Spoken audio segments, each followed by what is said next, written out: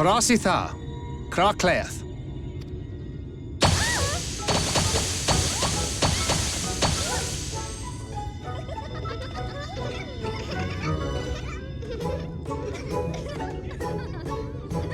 Oh, we're found! How did this mortal know our trick? Wait! I recognize their souls. These two have been here before. Look, twins! How adorable! Oh! Lee, with us! We have neither the time nor inclination to play. We have come to see Urianger. Oh, yes, Urianger, the peculiar one. In return for a place in Elmeg, he agreed to a riddle contest with us for 7 days and 7 nights without any sleep.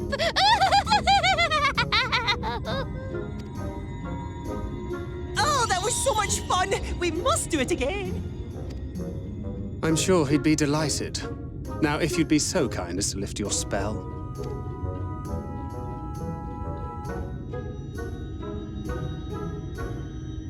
Shall we? Should we? Would we? What now? I don't know, but this is their home, so we must indulge them.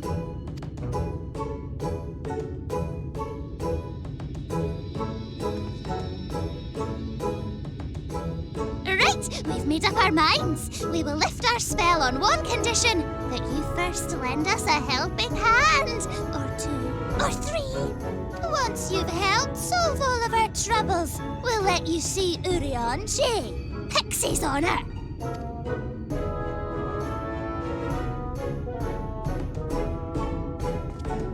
Well, there you have it. Pixie chores. I suggest we split up.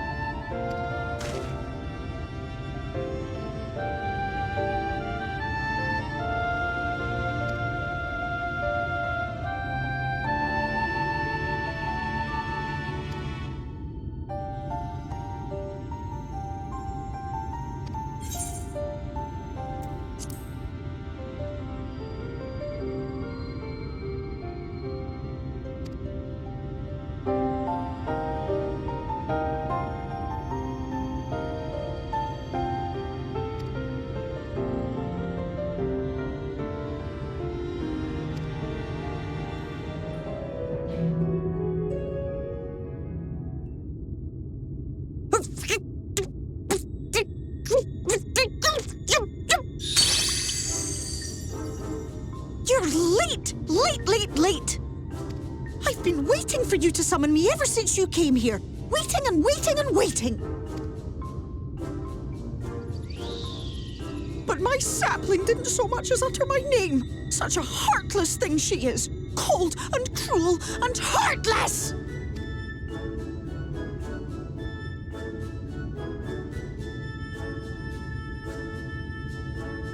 Another self-important little brat.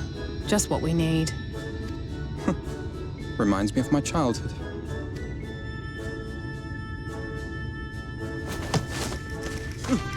All right, I'm sorry. It was a joke. Honestly, just a joke.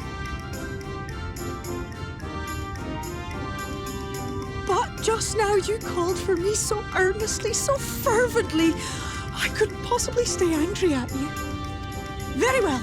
As your lovely branch, I will lend you my strength.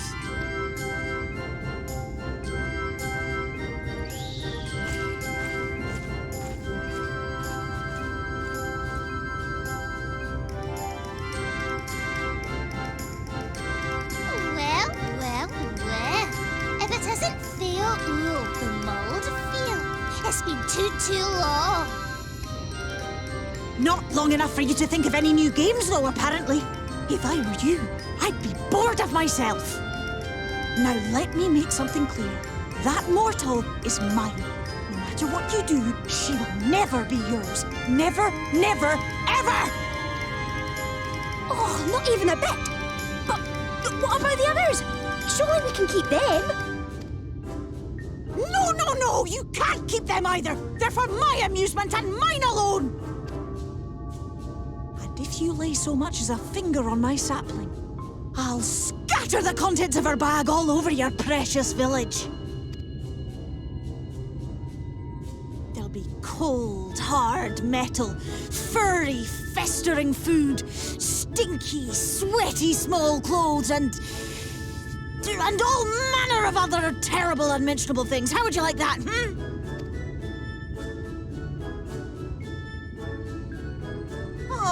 All right. But will you not at least let us play with the twins? Just while the others go and see Urianger? Aye, aye, that's all we ask. And we promise we'll play nicely. It seems we won't be joining you. Aye! We'll reveal the hidden Fernic to you at once.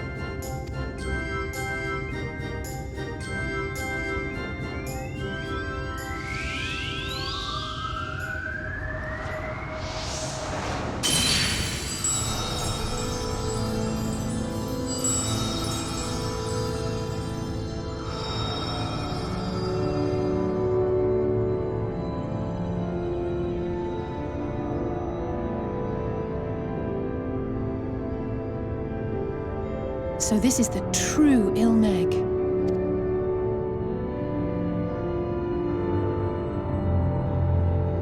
How are you feeling? Better. I think I remember the way now. Apologies for the delay. Shall we go and see Urianger? Your lovely branch is useful, yes? So whenever you're in trouble, you must remember to make use of me!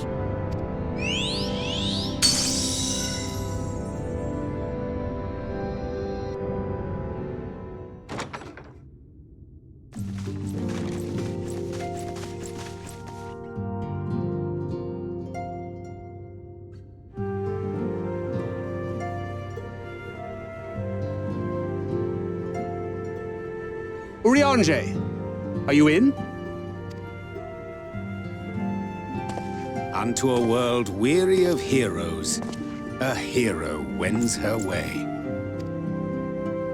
The Exarch did send word that thou wouldst seek me out, but ne'er did I imagine thou wouldst arrive so soon.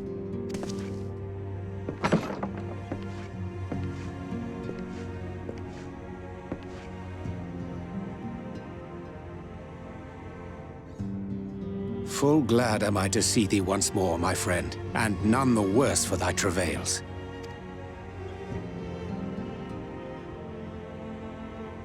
Run along, Minfilia. We will meet you outside. But Another one for you to imbue, if you'd be so kind.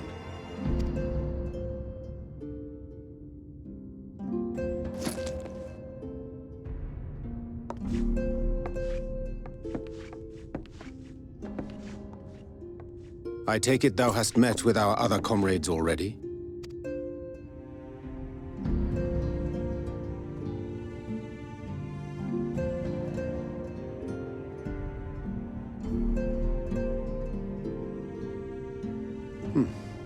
That Master Alphino and Mistress Alize now travel in thy company is of great comfort to me. As for the rest, it beginneth in earnest. The hunting of the Light Wardens, and perforce the war with Yulmore. Hark thee then to my words, and through them behold the vision that I did glimpse, that of the 8th Umbral Calamity. As I drifted hither to the first, traversing the boundary twixt reality and potentiality, I did bear witness to events yet to come. There I saw the combined forces of Eorzea and the Far East offering fierce resistance to the legions of Garlemald. So fierce, in fact, that they did begin to push the enemy back. Ilm by painful ilm at first, then Yalm by Yalm, and Malm by Malm in time. Yet the joy they felt was short-lived, for in so doing they did force the Empire's hand. Faced with defeat, the Garleans turned to a weapon most vile: Black Rose. Its potency defied all reckoning. Once released, the gas took on a life of its own, wreaking untold carnage not only in Eorzea, but in the provinces of the Empire besides. From fighters upon the front lines to babes in their beds, none were spared. And as the casualties became too numerous to count, so did the fabric of civilization begin to unravel. Nor did the land itself escape unscathed. For spreading from the site of its release, Black Rose brought death to the very soil. To survive amidst the chaos and upheaval, men came to live by the sword, the rule of law giving way, inevitably, to the rule of might. Thus was the spark struck and the fire kindled, and swiftly did it spread as a blaze in a field of straw to engulf every corner of the world. Nations worthy of the name did then cease to exist. And those souls brave and true who might have risen to restore order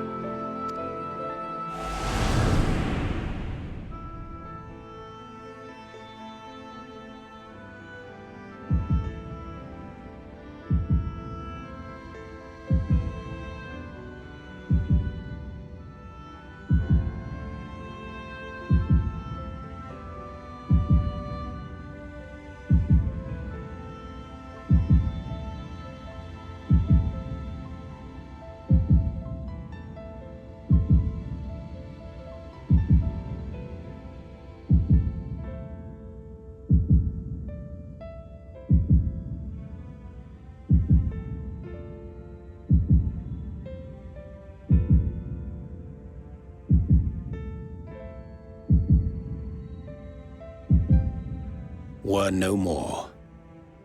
For the weapon spared not one, not even thee.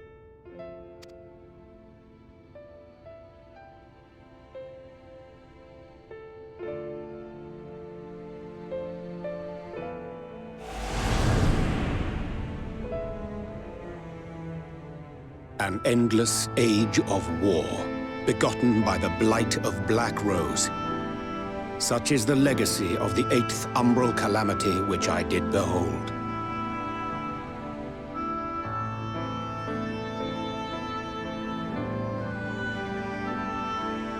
No matter the cost, we must forestall this tragedy. To that end, I have labored during my sojourn in this world, discovering in so doing the answer to a pressing mystery. That of Black Rose's inexplicable potency. Come.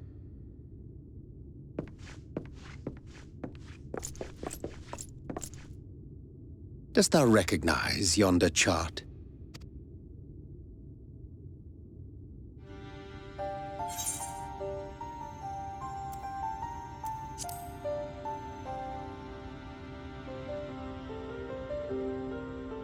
Indeed. 'Tis a rendering of the elemental wheel, such as one might find in classrooms across the source. As the chart maketh plain, our world is composed of 6 elements, in addition to which there exist 2 poles in fundamental opposition. Astral, the active; umbral, the passive.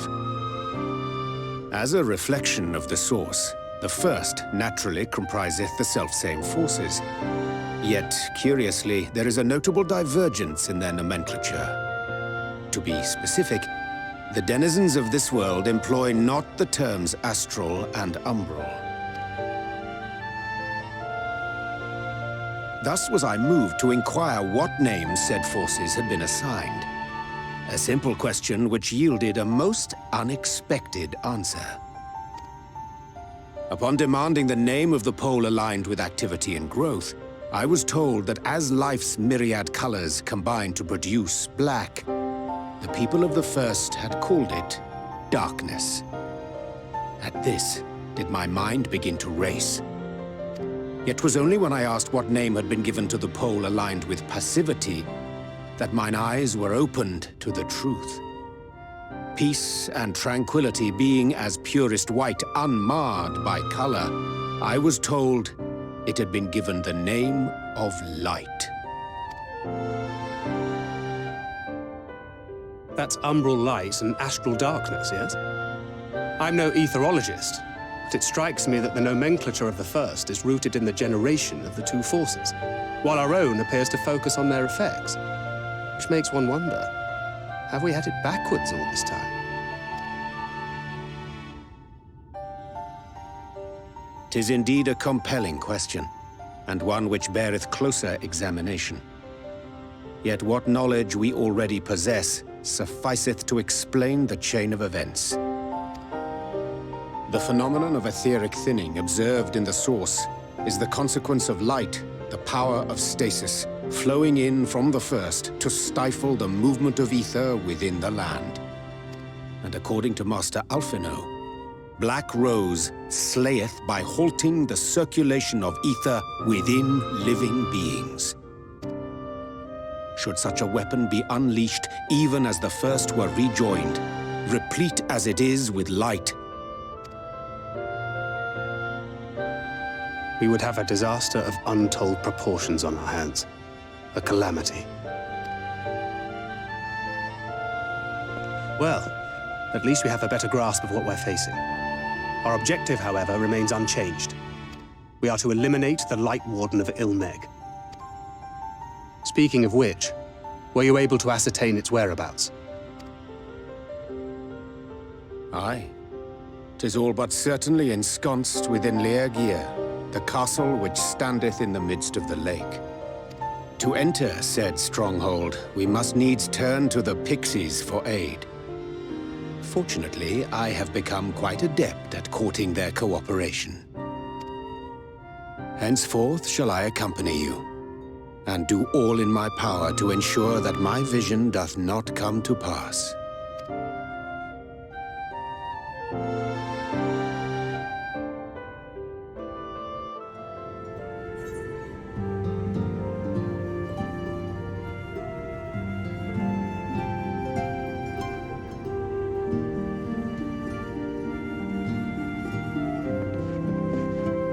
"'Tis done. The pixies shall be well pleased with these gifts. Ah, lest I forget.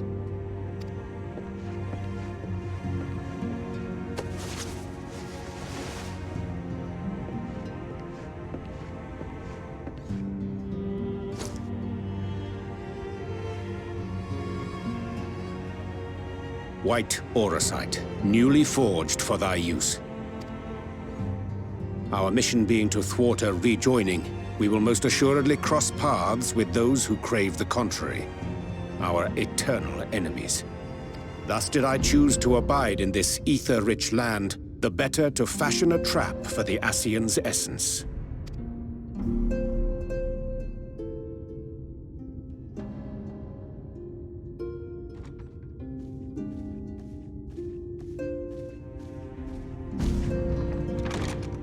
May I come in now? You may indeed, assuming you've finished.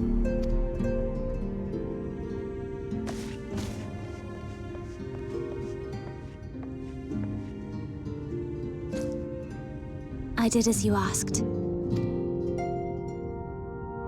That's my girl, thank you.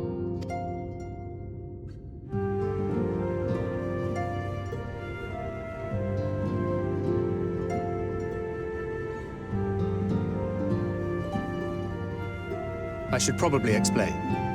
Though my body remained behind in the Source, its limitations saw fit to accompany me, which is to say, I cannot manipulate ether. I took up the gunblade for its defensive advantages, but on account of my little impairment, I cannot imbue the ammunition myself. Luckily for me, Minfilia has quite a talent for it. Minfilia, once we set forth, we are not like to return for some while. If thou wouldst choose tomes to take with thee, let it be now. Really? May I? Of course, my dear. Yet have care thou dost not add overmuch to thy burden, lest I incur Thancred's ire.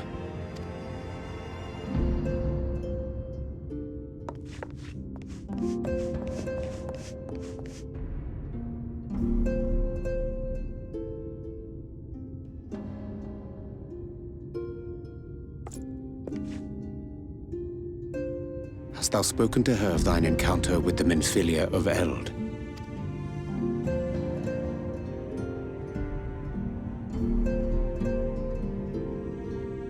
Well, I suppose now is as good a time as any. As you know, I freed young Minfilia from captivity in Yulmore some 3 years past. Not long after, the two of us journeyed to the south of Armareng, to the edge of the Empty, where the flood was halted. It was there that she awakened. The Minfilia of old. My Minfilia.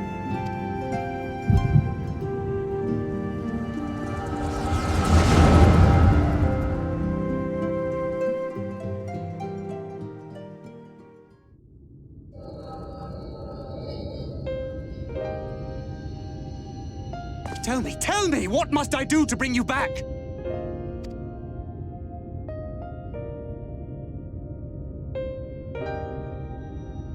My dearest Thancred, as I am now, I am no different from an Ascian. This child is but a vessel. One of many I have used that I might spread word of her enduring blessing and preserve the flame of hope. In my name, each has died, never having lived her own life. I have taken enough from these children. I will take no more. But what of your suffering? Your sacrifice? This isn't fair! I will not stand for it. I cannot! There must be something we can do. Tell me!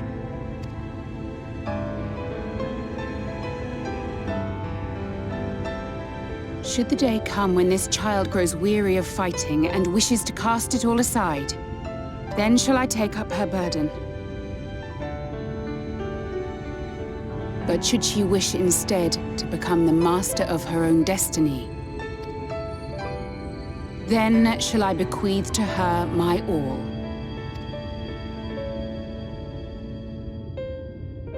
Imbued with the strength that I reserve for rebirth, she may come to wield my powers as her own.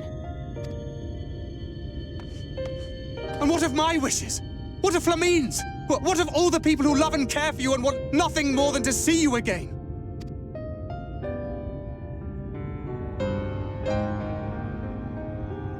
It is not their decision to make.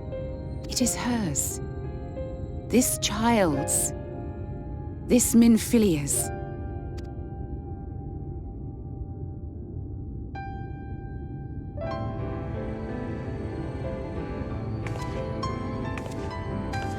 You have ever watched over me, Thancred.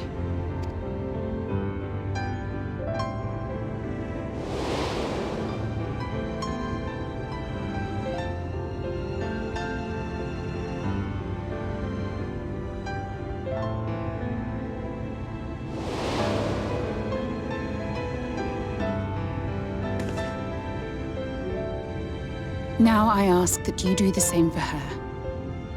Protect her. Teach her. Stand by her as you stood by me. There is much and more she does not know. She needs a guide to show her the ways of the world, or she will never find her own path.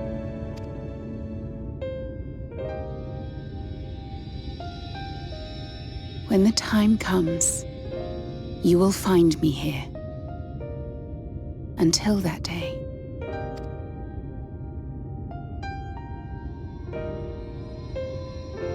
Minfilia, wait!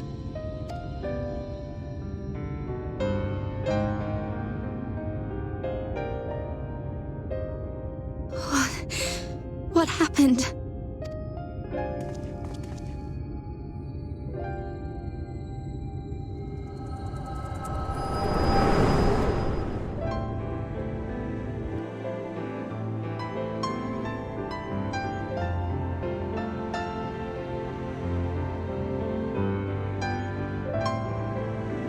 And then she was gone. Minfilia, the girl, claims to have no recollection of any of it. I have told her many things, where we came from, what we fight for, but of that day, I have not spoken.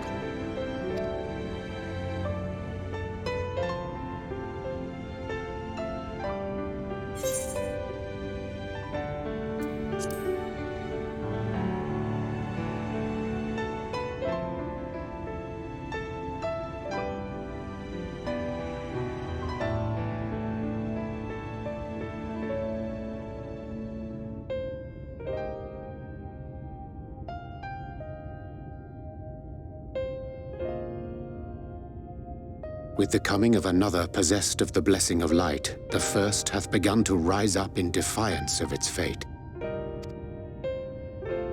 The question remaineth, however, who shall take up the flame of hope which Minfilia hath borne for so long?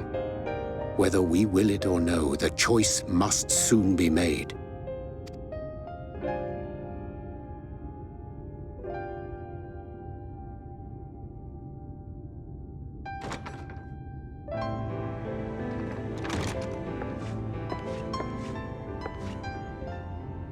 I'm sorry I took so long. It was so hard to choose.